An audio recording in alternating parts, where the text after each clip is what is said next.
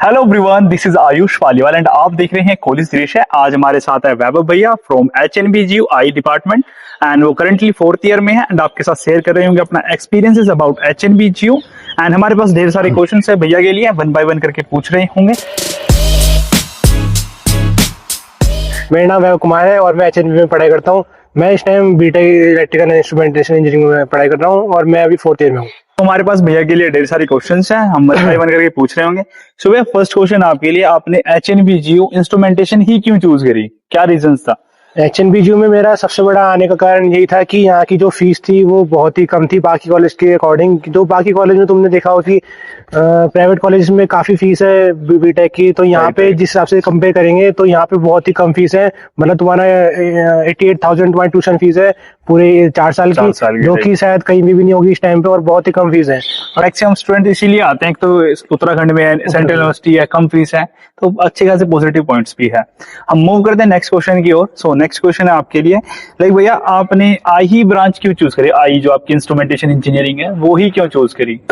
I branch choose करने का मेरा सिर्फ एक ही रीजन था कि उस टाइम जो मेरिट में मेरा 3rd मेरिट लिस्ट में नंबर आया था, जो जिसमें मेरे को इलेक्ट्रिकल एंड इंस्ट्रूमेंटेशन दी थी। तो मैं यहाँ पे आया था उस बेसिस पे कि अगर मेरे को इंजीनियरिंग मिल जाएगी तो मैं फिर फर्स्ट ईयर के बाद उसको अपग्रेड कराने की कोशिश करूंगा CSIT में, क्योंकि मेरा जो मेन इंटरेस्ट था वो CSIT ही था। पर फिर जब यहाँ पे आगे पता चला कि यहाँ पे एक क्राइटेरिया था कि तुम्हें 50% तुम्हारा क्लास 10th होना चाहिए, तब जाके तुम सीट अपग्रेड करा सकते हो, तो इसलिए फिर मैंने उस टाइम पे अपग्रेड नहीं करा पाया। पर मेन मेरा मोटिव था कि CSIT लेना, पर जो आगे यहाँ पे मैं नहीं कर पाया था, फिर इसलिए मैंने इसी और ये मतलब EI में कंटिन्यू करा फिर आगे। राइट। लाइक एक चीज आप क्लियर करो, जैसे आपने 2022 में एडमिशन लिया एंड लाइक हम 23 बैच से हूँ, तो हमारे टाइम पे थी इंस्ट्रूमेंटेशन इंजीनियरिंग और आपका टाइम पे इलेक्ट्रिकल एंड इंस्ट्रूमेंटेशन इंजीनियरिंग। तो मीन्स आप इस टाइम पे करंटली इलेक्ट्रिकल एंड इंस्ट्रूमेंटेशन कर रहे हैं, जो हमारे बैचमेट्स हैं वो कर रहे हैं इंस्ट्रूमेंटेशन इंजीनियरिंग। तो दोनों में फर्क क्या है, लाइक दोनों में? तो जैसे पहले यहाँ पे 2022 से पहले यहाँ पे जो ब्रांच थी, मतलब डिपार्टमेंट तो हमारा शुरू से इंस्ट्रूमेंटेशन इंजीनियरिंग के नाम से ही रहा है, और जो हमारी ब्रांच थी वो थी इलेक्ट्रिकल एंड इंस्ट्रूमेंटेशन इंजीनियरिंग, जिसमें कि हमारे इलेक्ट्रिकल इंस्ट्रूमेंटेशन दोनों की डिग्री मिलती थी हमें, मतलब कंबाइंड डिग्री मिलती थी।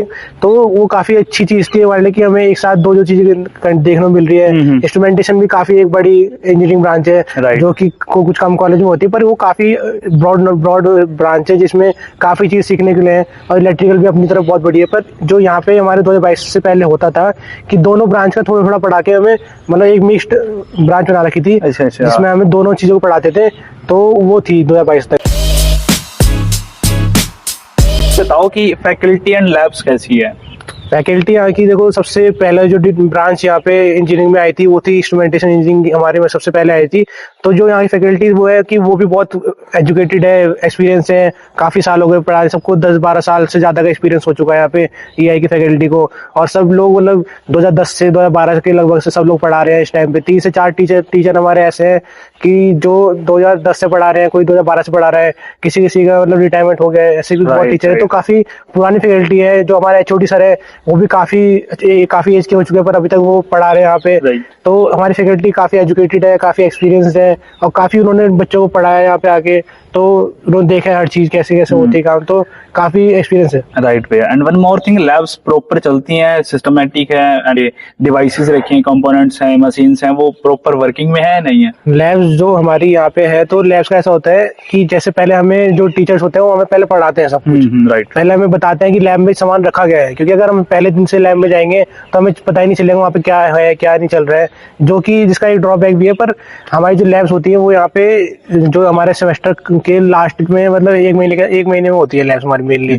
तो लैब जो है उसमें काफी सामान तो चलता है जो मतलब अभी वर्किंग में है, पर काफी चीजें ऐसी है जो कि पहले बैच वालों ने खराब कर दिया, फिर कुछ रीजन की वजह से खराब पड़ी है, जो कि ठीक नहीं हो पाई अब तक, वो भी।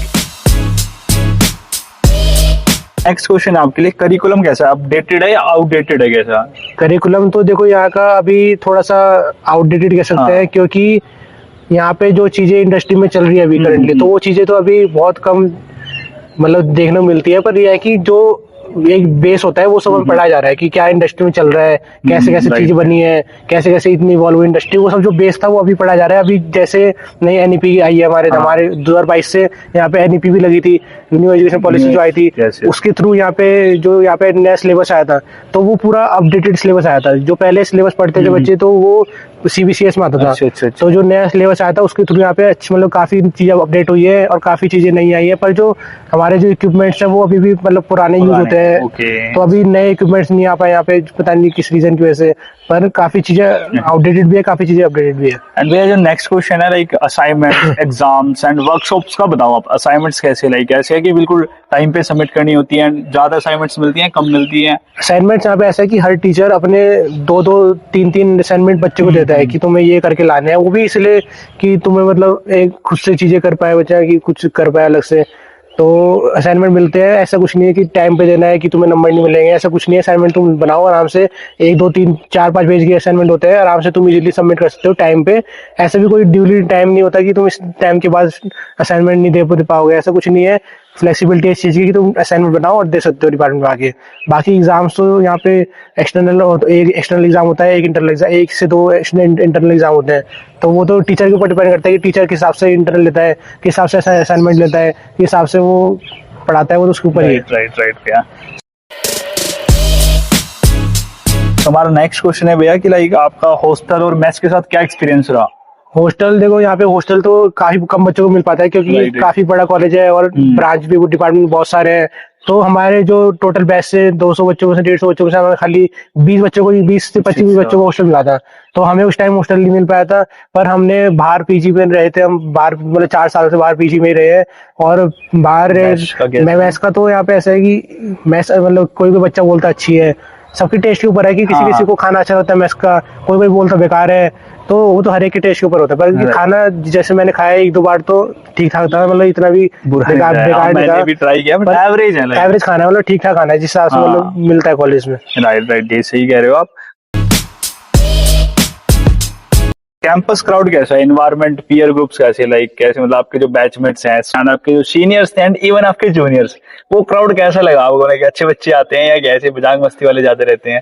क्राउड ऐसा है कि कुछ बच्चे तो ऐसे होते हैं जो मतलब मजाक मस्ती भी नहीं रहते, एकदम चिढ़ जाते हैं कुछ बोलने पे। कुछ बच्चे ऐसे भी होते हैं जो मतलब कूल रहते हैं, एकदम चिल रहते हैं। पर बाकी मैंने देखा है कि इधर ज्यादा कि अपने में रहते हैं, मतलब कि किसी से मतलब नहीं रखना, कुछ नहीं करना, किसी के कॉलेज में कुछ एक्टिविटी में पार्ट नहीं लेना। तो ज्यादा बच्चे मैंने ये देखे हैं कि वो अपने अपने में ही रहते हैं, जो खोए रहते हैं अपने में, ना किसी से कोई मतलब है उनको, ना कोई जा रहा आ रहा, कुछ मतलब नहीं, अपने में खोए रहते हैं, ना ही पढ़ते वो लोग, पता नहीं क्या करते हैं।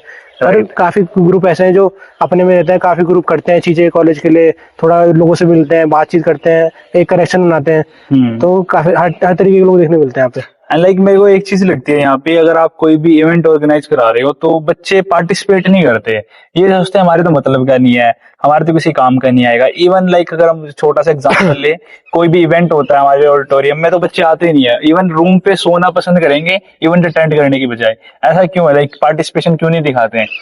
पार्टिसिपेशन इसलिए नहीं दिखाते क्योंकि यहाँ पे एक तो बच्चे डरते हैं। एक तो बहुत इंट्रोवर्ट बच्चे आते हैं यहाँ पे, बहुत ज्यादा, मतलब कोई कोई होते हैं एक्सट्रोवर्ट, लेकिन यहाँ पे मैक्सिमम जो क्राउड है वो इंट्रोवर्ट का है। बहुत कम बच्चे ऐसे हैं जो इन सब चीजों में पार्ट लेना चाहते हैं। मैक्सिमम बच्चे ये है कि जिन्होंने ये है कि हम दूर रहेंगे इन चीजों से, डरते हैं, पता नहीं किस चीज से डरते हैं, कुछ तो उनका अपने रीजन होंगे। And one more thing, like आपके जो सीनियर्स थे उनके साथ आपका कैसे बॉन्ड था? अच्छे थे क्या से, मतलब हेल्पफुल थे क्या? सीनियर्स देखो, कोई कोई तो ऐसे थे जिन्होंने काफी हेल्प किया हमारी, मतलब कुछ मांगा है उनसे चीजें, नोट्स मांगे, असाइनमेंट मांगा, असाइनमेंट PYQ तो उन्होंने दिए टाइम पे। ऐसा कुछ नहीं है कि सीनियर्स मदद नहीं करते हैं, पर वो ये कि तुम्हारा बिहेवियर क्या रहता है उनके साथ, और दूसरा मैटर करता है कि सीनियर तुम्हारे साथ कैसे है। अगर तुम्हारे साथ वो मिलके रहेंगे तो वो अलग बात है, पर अगर सीनियर अपने ईगो में रहेंगे कि रैगिंग के उसमें, तो फिर सीनियर की भी गलती है कुछ ना कुछ। तो बहुत चीजें देखी जाती है, वो अलग अलग चीजें हैं। हमारे जो कॉलेज में क्लब्स एंड सोसाइटी हैं, लाइक मैंने जितना सुना है कि जीरो है ये क्लब्स का एक्सपोजर, सोसाइटी का माहौल। लाइक क्यों, ऐसा क्यों है कि सोसाइटी क्लब्स नहीं है? मैंने भी ये चीज नोटिस किया कि जब मैं शुरुआत में आया था यहाँ पे, तो यहाँ पे कोई क्लब नहीं था, कोई यहाँ पे एक्सपोजर नहीं था इन सब चीजों को लेके। सब लोग अपने अपने में रहते थे। यहाँ पे कोई फेस्ट भी एक आधा साल में हो जाता था कि एक फेस्ट हो गए, 2 फेस्ट हो गए। पर मैंने बाकी कॉलेज में देखा है वहाँ पे क्लब्स बने हुए हैं। यहाँ पे मेन जो क्लब ना होने का मतलब वो है कि बच्चे यहाँ पे इंटरेक्शन नहीं है। सीनियर जूनियर का इंटरेक्शन बहुत कम है। कि अगर जूनियर आ गए तो वो अपने में रहेंगे, ना उन्हें सीनियर से इंटरेक्ट करना, ना उनसे पूछना चीजें, ना उनसे बात करनी, मतलब ग्रीट तक नहीं करते हैं कि सीनियर से हमारे ऐसे निकल जाएंगे जैसे पता ही नहीं चलेगा कि सीनियर है। और हमें भी ऐसा लगता है कि हम मतलब कुछ करने जाएंगे तो उन्हें लगता है हम उनकी रैगिंग लेने आ रहे हैं, इंटरव्यू लेने आ रहे हैं, तो वो डरते बहुत हैं। तो मेन जो रीजन है कि क्लब ना होने का वो है कि हमारा फोर्थ जो 4 ईयर है उनके कोई इंटरेक्शन नहीं है इतना अच्छा। ये बड़ा सही पॉइंट बोल दिया कि इंटरेक्शन बिल्कुल जीरो है, जितना मेरे को लगता है कि एक हमारे जूनियर्स हमें नहीं जानते, इवन आपको भी जैसे लिमिटेड बच्चे जानते हैं जो आप जिनसे आप इंटरेक्ट करते हो, जिनसे आपका इंटरेक्शन है उन्हें आप जानते हो, बाकी होगा। इसी वजह से यहाँ पे बॉन्ड वगैरह नहीं है, लाइक ना ही कोई क्लब है ना सोसाइटी एग्जिस्ट कर पा रही है। बिल्कुल भी नहीं, यहाँ पे ऐसा कुछ नहीं है कि यहाँ पे कोई रैगिंग होती है। हम तो मतलब इंटरव्यू ऐसा होता है कि खाली नाम वगैरह पूछते हैं, कहाँ से आए हैं, वो सब तो होना चाहिए कि पता होना चाहिए कौन सीनियर है तुम्हारा, कौन जूनियर है। वो सब तो एक बेसिक कॉलेज का पार्ट है जो तुम्हें एंजॉय करना चाहिए, उस चीज को भी डरना नहीं चाहिए। पर बच्चे यहाँ पे दूर भागते हैं सीनियर से अपने, या फिर सीनियर अप्रोच करते हैं तो वो तब भी ऐसे दिखाते हैं जैसे उन्हें कोई इंटरेस्ट नहीं है उन चीजों में। तो ऐसा होता है कि कुछ ईयर्स तो ऐसे होते हैं जो मिल के रहते हैं, पर कुछ ईयर्स बिल्कुल अलग हो जाते हैं। तो वो चीजें होती हैं यहाँ पे मेन। एंड भैया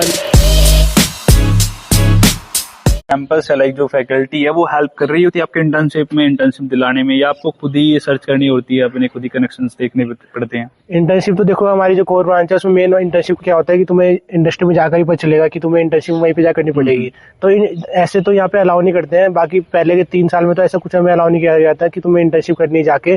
पर लास्ट जैसे 3rd ईयर हमारा खत्म हुआ था तो हमारे करिकुलम का पार्ट है कि तुम्हें इंडस्ट्री ट्रेनिंग करनी है। तो उसके लिए हमें एनओसी दी जाती है, हमें रिकमेंडेशन लेटर दिया जाता है कि तुम जाके अपना इंडस्ट्री में जाओ और 4 से 6 हफ्ते की तुम्हारी अपनी इंटर्नशिप करके आओ, और उसकी फिर आके हमें रिपोर्ट सबमिट करनी पड़ती है। उसका सेमिनार भी होता है प्रॉपर, और वो करिकुलम का पार्ट भी है तुम्हारा, तो वो चीज करनी पड़ती है। उसमें हमारी मदद कोई भी फैकल्टी ने तो नहीं की थी, या तो हमने मांगी नहीं या उन्होंने की नहीं। और हमने मांगी भी नहीं थी क्योंकि हमारे अपने अपने रेफरेंस होते हैं सबको जहाँ अपना अच्छा लगता है वहीं जाके इंटर्नशिप करता है। ऐसा तो वो नहीं है कि कोई किसी के दबाव में करता है, जिसको जहाँ पे अच्छा लगता है वहीं जाके इंटर्नशिप करता है, जो घर के पास लगता है उसको। तो हमने तो अपने घर के पास से की थी जहाँ हमें लगा था सही, तो हमने ना रेफरेंस मांगा ना उन्होंने दिया हमें। हमने खुद से आगे अपना रेफरेंस ढूंढा, इंटर्नशिप करी और फिर इनको आगे रिपोर्ट। लाइक भैया ये इंटर्नशिप जैसे पेड वगैरह होती है, फ्री में करनी पड़ती है आपको? कैसे? अभी जो ये 3rd ईयर में इंटर्नशिप होती है वो तो अगर तुम कहीं पे कुछ पेपर क्रैक करके लगते हो तो तुम्हें पेड हो सकती है। पर अगर तुम किसी के रेफरेंस के जा रहे हो तो तुम्हें कोई मतलब पेड नहीं होती है, फ्री में तुम्हें खाली सर्टिफिकेट के लिए होता है वो, और जो रिपोर्ट यहाँ पे सबमिट करनी होती है उसके लिए होता है वो मेन, उसमें कोई पेड नहीं होता है लाइक जो कोर ब्रांचेस के लिए। प्लेसमेंट्स का क्या सीन है? जितना मैंने सुना है यहाँ पे सुनने में आता है कि वेबसाइट्स वगैरह भी चेक इन करे तो हर जगह हमें एक चीज देखने को मिल रही होती है कॉमन, कि 0 प्लेसमेंट्स है यहाँ पे। या सच में 0 ही है या बिल्कुल कोई प्लेसमेंट नहीं होती? 0 तो देखो अगर आप बाकी डिपार्टमेंट की कहेंगे तो इतना मैंने क्रेज नहीं सुना है प्लेसमेंट का कि कभी प्लेसमेंट आई भी है हुआ है, उतना नहीं पता चला है। पर जो बीटेक डिपार्टमेंट है यहाँ पे प्लेसमेंट आती है, 2-3 कंपनी आती है हर साल, और बच्चे प्लेस होते हैं 2 से 4 बच्चे या फिर 5-6 बच्चे प्लेस हुए थे। तो ज्यादा प्लेसमेंट तो यहाँ पे नहीं आ रही है कि ऐसा कि बल्क में तुम्हारा प्लेस हो रहे हैं बच्चे, पर थोड़ी बहुत प्लेसमेंट आती है। जो बच्चे प्लेस होते हैं वो जाते हैं अपना, बाकी तो इतनी कोई प्लेसमेंट अभी नहीं आई यहाँ पे कुछ खास। लाइक मतलब कमी प्लेसमेंट है, कमी है। 3 लाख रुपए शायद समथिंग है मेरे को जितना पता चल रहा है। 4 लाख तक सीटीसी यहाँ पे तो ऑफर हुआ है। राइट शायद नहीं हुआ है अभी कुछ खास। राइट। एंड ये बताओ आप कि जो आई का फ्यूचर क्या है इंडिया में? अगर हम बात करें इंस्ट्रूमेंटेशन इंजीनियरिंग का फ्यूचर। इंस्ट्रूमेंटेशन इंजीनियरिंग तुम्हारी हर इंडस्ट्री में तुम्हारा इंस्ट्रूमेंटेशन इंजीनियर रहता है, हर इंडस्ट्री में तुम्हारा काम आता है। पर वो ये कि तुम्हें उसमें वहां तक पहुंचने के लिए तुम्हें काफी पढ़ाई करनी पड़ेगी, कुछ एग्जाम्स निकालने पड़ेंगे। ऐसा नहीं है कि तुम प्राइवेट कंपनी में जाके, वो चीजें नहीं है यहाँ पे। तुम्हें जाके गेट क्लियर करना पड़ेगा, या तुम्हें किसी के रेफरेंस के थ्रू तुम किसी कंपनी में जाओगे तब तुम्हें इंस्ट्रूमेंटेशन इंजीनियर को देखते हैं लोग कि यार हाँ इसको लेते हैं। पर अगर तुम ऐसे जाओगे प्राइवेट में तो तुम्हें इंस्ट्रूमेंटेशन का इतना नहीं मिला है। पर अगर किसी रेफरेंस थ्रू किसी इंडस्ट्री में जा रहे हो, कोई भी इंडस्ट्री जहाँ पे प्रोसेस होता है, कुछ भी काम होता है, वहाँ पे इंस्ट्रूमेंटेशन इंजीनियरिंग काम है, स्कोप है इंस्ट्रूमेंटेशन का, काफी स्कोप है। पर तुम्हें कुछ ना कुछ क्लियर करके जाना पड़ेगा।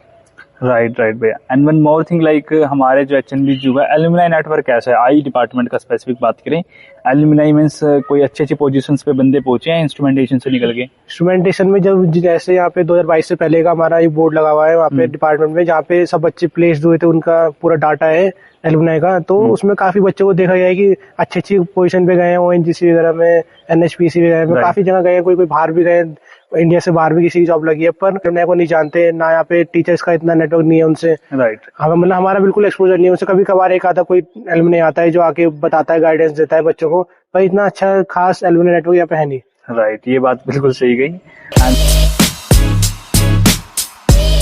लाइक भैया गेट वर्सेस प्लेसमेंट का बताओ आपने। लाइक एक इंस्ट्रूमेंटेशन के स्टूडेंट को जो HNVGU से पढ़ रहा है उसको प्लेसमेंट के लिए तैयारी करनी चाहिए, गेट के लिए जाना चाहिए सीधा फर्स्ट ईयर से? अगर बात करें इंस्ट्रूमेंटेशन इंजीनियरिंग की, तो तुम्हें पहले गेट के लिए ही प्रिपेयर करना चाहिए, या फिर कोई तुम्हें एग्जाम अगर प्रिपरेशन करनी है, जैसे गवर्नमेंट एग्जाम होते हैं बहुत सारे, तो तुम उसके लिए प्रिपेयर कर सकते हो। पर मेन तो तुम्हारा यहाँ पे फोकस गेट ही होना चाहिए, क्योंकि प्लेसमेंट यहाँ पे इतना नहीं है। तुम प्लेसमेंट के भरोसे रहोगे तो तुम फिर उसका कोई फायदा नहीं है। तो तुम अपने से जितना कर सकते हो उतना ट्राई करना। प्लेसमेंट तो आखिर बात की बात है, फोर्थ ईयर की बात है, पर उससे पहले तुम्हारे ऊपर है कि तुम कितना मेहनत करते हो। एट द एंड तो जितना मेहनत कर सकते हो अपने पहले के 2-3 साल में कर दो, और फोर्थ ईयर में फिर जहाँ भी तुम्हें मतलब गेट क्लियर हो जाए तो गेट से चल जाओ। अगर प्लेसमेंट आ रही है तो प्लेसमेंट मिल जाए तो और बेटर चीज है। या राइट भैया। वर्स्ट थिंग क्या है, बुरी चीज क्या है यूनिवर्सिटी की एंड ब्रांच की?